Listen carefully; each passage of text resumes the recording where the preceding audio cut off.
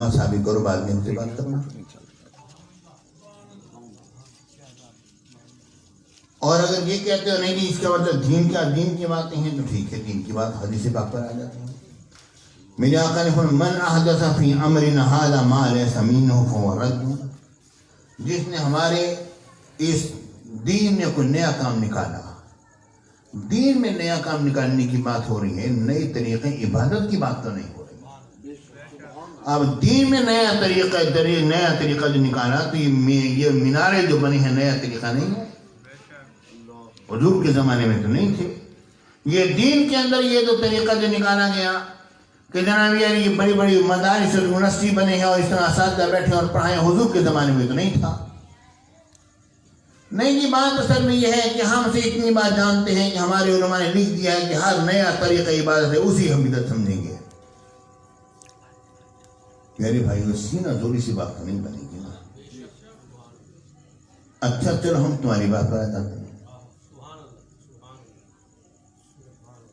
ہر نیا طریقہ عبادت جو نہ حضور کے زمانے میں ہوا ہو نہ خلفائے راشدین کے زمانے میں ہوا ہو. ٹھیک ہے، تم نے یہ تعریف کر دی. اب میرا سوال یہ ہے جیسے میں نے ابھی عرض کیا کہ تراویح حضرت عمر بن خطاب رضی اللہ تعالیٰ عنہ نے اس انداز پر شروع فرمائی تو یہ نیا طریقہ عبادت نہیں ہے نا. جب نیا طریقہ عبادت ہو گیا تو ایسی صورت میں بدعت ہو گئی، حرام ہو گیا. نہیں جی، ہمارے بزرگوں نے یہ لکھا ہے کہ ہر وہ نیا طریقہ عبادت جو نہ حضور کے زمانے میں ہوا ہو نہ خلفائے راشدین کے زمانے میں ہوا. تو میری سمجھ میں یہ بات نہیں آتی کہ حضرت عمر بن خطاب رضی اللہ تعالیٰ عنہ تو اسے فرمائے تراویح کو فرمائے نعمت بدعت تو ہذہ، کتنی اچھی ہے یہ بدعت، بہت ہے اسے بدعت کہتے ہیں اور تمہاری تعریف میں یہ بدعت میں شامل نہیں ہوتی. تمہاری بات معلوم ہو، یہ حضرت عمر بن خطاب کی بات نہیں.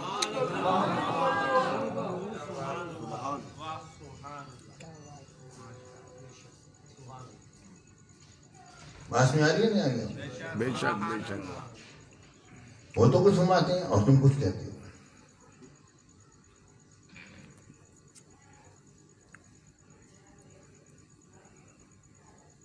میرے بھائیوں پھر میرا سوال یہ ہے کہ یہ جو خلفائے راشدین کی جو قید لگا یہ کہاں سے نکلی، یہ کہاں سے آ گئی؟ اس کے بارے میں جواب دیا جاتا ہے حضور علیہ الصلوۃ والسلام کی حدیث پاک میں آتا ہے علیکم بسنتی و سنت الخلفاء الراشدین المہدیین. تمہارے اوپر لازم ہے کہ تم میرے طریقے کو اپناؤ اور میرے خلفاء راشدین کے طریقے کو اپناؤ. اب خلفاء راشدین کے زمانے میں جو کام ہوگا بدعت نہیں ہوگا. سبحان اللہ. تو حضور نے یہ کب فرمایا کہ تم میرے زمانے میں تم میری سنت کو اپناؤ، میرے خلفاء راشدین کی سنت کو اپناؤ اور ان کے بعد کسی اور سنت کو مت اپناؤ، یہ فرمایا؟ یہ جو تم نے نیا جو طریقہ جو نکال دیا یہاں پر کہ ان کے بعد ہر نیا کام جو بھی ہوگا وہ حرام ہو جائے گا، یہ کہاں لکھا ہوا ہے؟ یہ تمہاری سمجھا دو. سبحان اللہ. بے شک بے شک. میرے ساتھیوں اب ہم کیا کہتے ہیں ذرا ہماری بات سنو.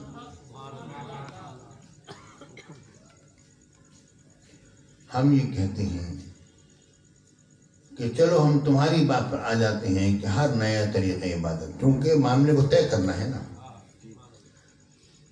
ہر نیا طریقہ عبادت اب اس نے یہ کہہ دیا کہ جو حضور کے زمانے میں نہ ہوا ہو خلفائے راشدین، ہم کہتے ہیں یہ بات نہیں ہے.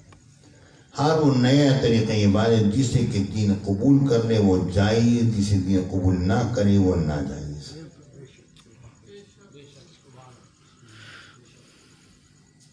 اب اس کی مثالیں ہم پیش کرتے ہیں، ذرا غور سے سنو.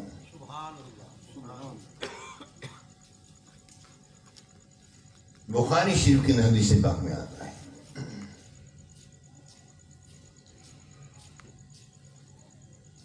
مر رسول اللہ صلی اللہ علیہ وآلہ وسلم وهو یطوف بالکعبۃ بانسان. میرے آقا دوران طواف ایک انسان کے پاس سے گزرے جس نے کہ اپنے ہاتھ کو کسی رسی سے یا کسی چمڑے کی لگام سے یا کسی اور شے سے باندھا ہوا تھا. اور دوسرے کے ہاتھ میں تھمایا ہوا تھا کہ تم مجھے اس طرح گھسیٹ کے لے کر چلو، مجھے اچھا لگتا ہے رب کی طرف، میں اس طرح عبادت کروں گا، اس طرح کروں گا۔ میرے آقا حضور علیہ السلام آگے بڑھے اور میرے آقا نے آگے بڑھ کے اس کی اس رسی کو اپنے ہاتھ قطعہ رسول اللہ صلی اللہ علیہ وسلم بیدہ، میرے آقا نے اپنے ہاتھ مارا کہ اس رسی کو کاٹ دیا اور فرمایا اس شخص کو ہاتھ سے پکڑ کے لے کر جاؤ، وہ طریقہ ٹھیک نہیں ہے۔ پیارے بھائیوں، حضور کے زمانے میں ایک شخص نے نیا طریقہ کی بات نکالا جس سے میرے نبی نے رد کر دیا۔ تو یہ مت کہو جو حضور کے زمانے کے بعد ہوا ہو، بات وہ نہیں، چاہے حضور کے زمانے میں بھی کوئی نیا طریقے بات ہوا ہو جس سے کہ حضور نے دین میں دائز رکھا، وہ دائز نہیں۔ سبحان اللہ۔ اب پیارے بھائی ذرا غور سے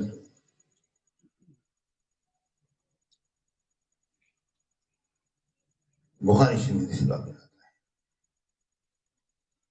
میرے آقا حضور علیہ السلام نے وہاں پڑھا ہے، لوگ صلی رسول اللہ صلی اللہ علیہ وسلم الناس، میرے آقا نے لوگوں کو نماز پڑھائی اور میرے آقا نے نماز پڑھاتے ہوئے کیا فرمایا؟ سمع اللہ لمن حمدہ۔ جب میرے آقا نے یہ جملہ جب فرمایا تو پیچھے ایک صحابی نے جواباً یوں عرض کیا، ربنا ولك الحمد حمدا كثيرا طيبا مباركا فيه۔ اس نے جملہ فلما انصرف رسول الله صلى الله عليه وسلم عن الصلاة فأقبل إليهم، میرے آقا نے جس وقت سلام پھیرا تو میرے آقا صحابہ کرام کو متوجہ ہوئے، میرے آقا نے فرمایا من هو القائل، کون ہے جس نے جملہ بولا؟ اس صحابی نے کیا نا یا رسول اللہ، میرے آقا نے فرمایا دوران نماز میں نے 30 سے زائد فرشتے دیکھے جو ان کلمات کو لینے کے لیے لپک رہے تھے کہ سب سے پہلے ہر ایک کا ارادہ یہ تھا سب سے پہلے میں اس کلمہ کو لکھ لوں۔ سبحان اللہ، سبحان اللہ۔ تو اس صحابی نے ایک نیا طریقہ عبادت نکالا، نبی نے اس کو جائز رکھا، قیامت تک کے لیے جائز ہو۔ سبحان اللہ، سبحان اللہ، کیا بات، کیا بات، سبحان اللہ۔ میرے کو پیچھے سے نہ بولا میرے بھائی اب ذرا دیکھا رہا ہے،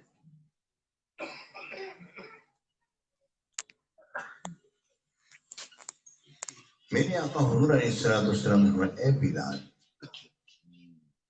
تم کون سا ایسا عمل کرتے ہو کہ جس کی بنا پر جنت نے تمہارے آگے چلنے کی آواز کو میں نے اپنے کانوں سے سنا ہے؟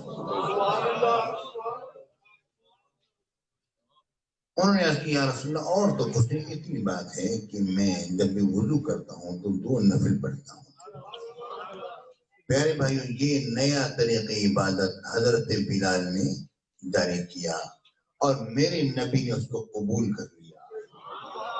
حضور علیہ السلام سے یہ بات قطعاً ثابت نہیں کہ میرے آقا نے تازہ وضو فرما کے حضور علیہ السلام نے 2 رکعت نماز نفل ادا فرمائے ہوں، لیکن یہ میرے آقا کی سنت قولی ہو گئی اس طرح سے کہ میرے آقا نے حضرت بلال کے اس طریقے کو رائج فرمایا اور اس کو جائز رکھا۔ رائج کیسے فرمایا؟ سبحان اللہ۔ ایک صحابی میرے آقا کی بات میں حاضر ہو گئے، یا رسول اللہ حضور آنکھیں بتائیں گے۔ میرے آقا نے فرمایا اگر تم اس پر صبر کرو تو تمہارے بہتر ہے۔ یا رسول اللہ بڑھاپا ہو گیا، اب وضو کرنے سے رہ گیا، کرو۔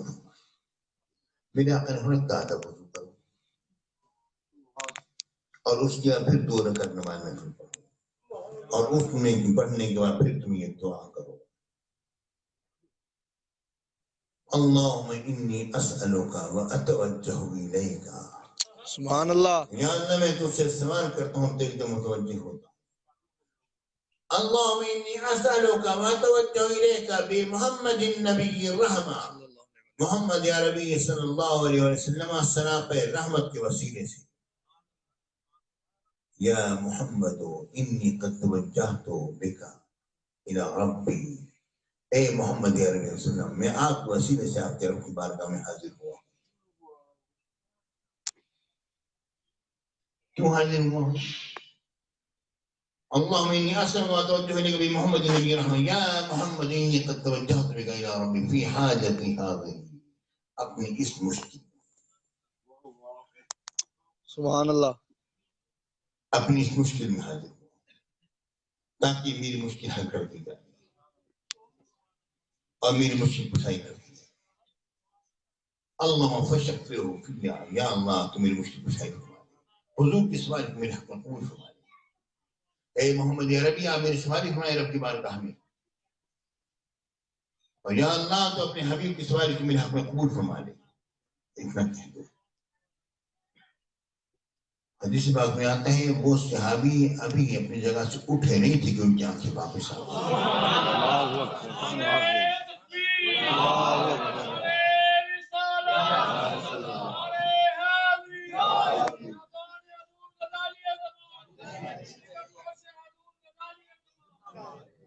لوگ کہتے ہیں دعا میں ہم تو دعا کرتے ہیں مگر فائدہ نہیں ہوتا. تمہیں فائدہ نہیں ہوتا تمہاری نیت میں کچھ ہو رہا ہے. سبحان اللہ. بات اصل میں یہی ہے قل واللہ تو وہی ہے پر فرید کی زبان کہاں سے لے کر آؤ گے. لیکن یہ بات میں بتلا دوں میرے ساتھیوں یہ ایک ایسی دعا ہے جس کو پڑھ کے دعا کرنے سے یقیناً فائدہ ہوگا. جو سمجھتا فائدہ نہیں ہوا وہ محروم ہوتے یقیناً فائدہ ہوگا. ہمیں تو بہت فائدے اٹھائے دعا سے.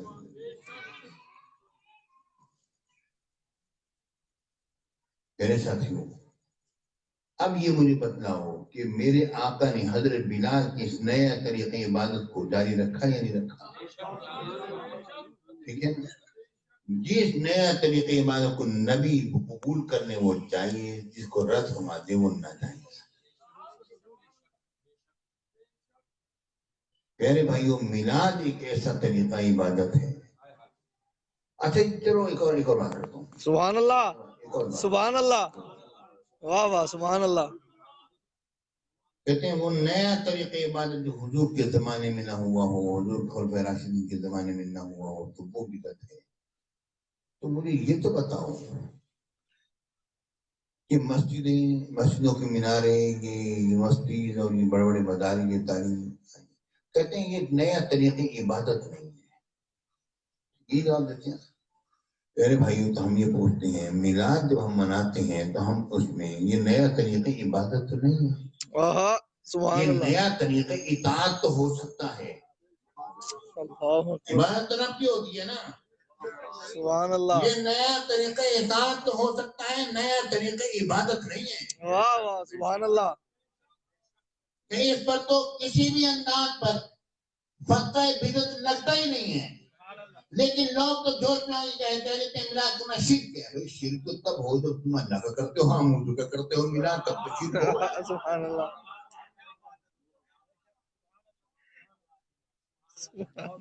کیا بات. اس پر ہم ایک حدیث پیش کرتے ہیں. آخری بات کیا ہوگی جاتا ہوں کیونکہ مطلب یہ نہیں ہے کہ جو کو پکڑ لو نا تو چھوڑو نہیں. کام کی بات کرو اور باقی جو کام کرنے ہو جاتے کرو.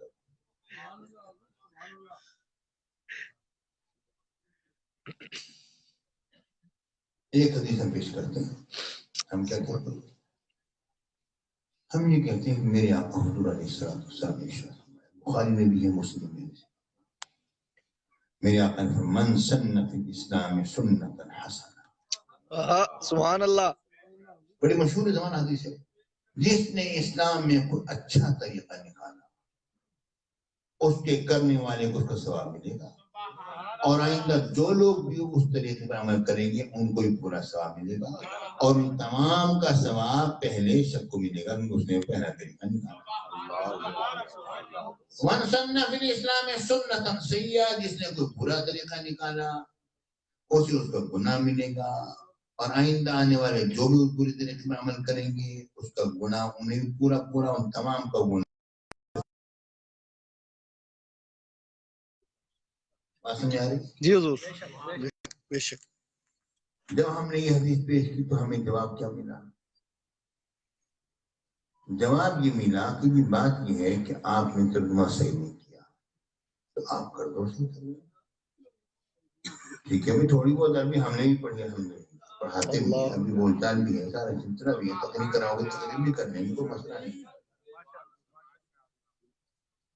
تو پیارے بھائیوں ہم نے کہا آپ کر دو نہیں. یہ بات کہ من سن فی الاسلام میں سنتن حسنہ کا مطلب یہ جس نے اسلام میں کوئی اچھی متروک سنت جاری کی وہ سنت جو متروک ہو چکی تھی حضور علیہ السلام کو اس کو جاری کیا.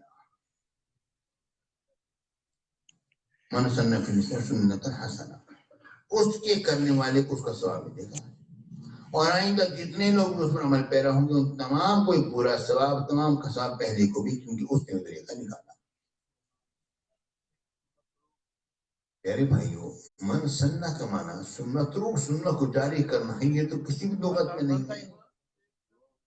سنہ کا مطلب یہ بات آ رہی ہے جس نے کوئی نیا طریقہ نکالا نیا طریقہ ایجاد کیا دریافت کیا یہ مطلب آتا ہے.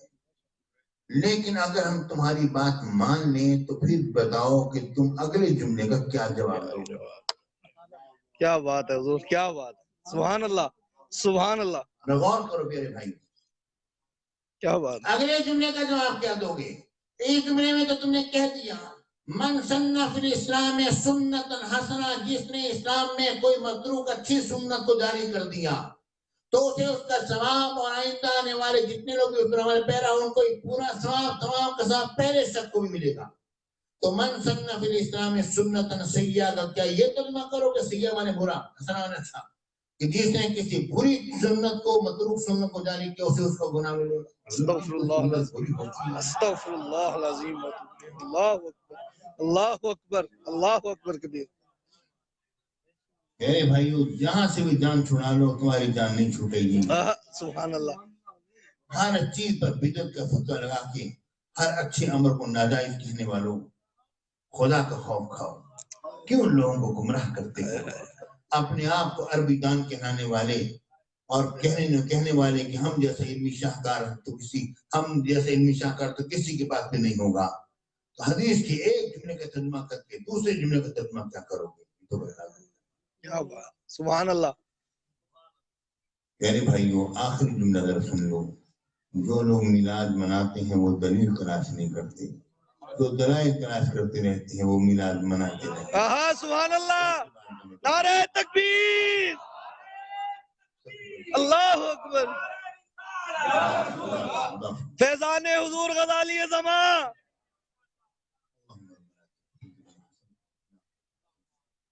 اللہ ہم سب کو فضل کرنا. اللہ ہم سب کی گناہوں کو معاف فرما. ہم سب کی خطاؤں کو درگزر فرما. یا اللہ اس میں پھر میلاد پاک کو اپنی باریاں تم سے رکھوں. اللہ رب العالمین اللہ ہماری شفاعت سے سب کو صحت عطا فرما. یا اللہ ان کے بچوں کی خیر. یا اللہ ان کے اولاد کی خیر. ان کے بھائیوں کی خیر. ان کے تمام دوستوں کو احباب کے عزیز و اقارب کی خیر. یا اللہ تمام حاضرین کی خیر. یا اللہ کوئی بھی یہاں سے خالی نہ جائے. یا اللہ تمام کے دعوی مراد کو آمین. یا اللہ ہمیں ہر قسم آفات و بلیات میں آمین.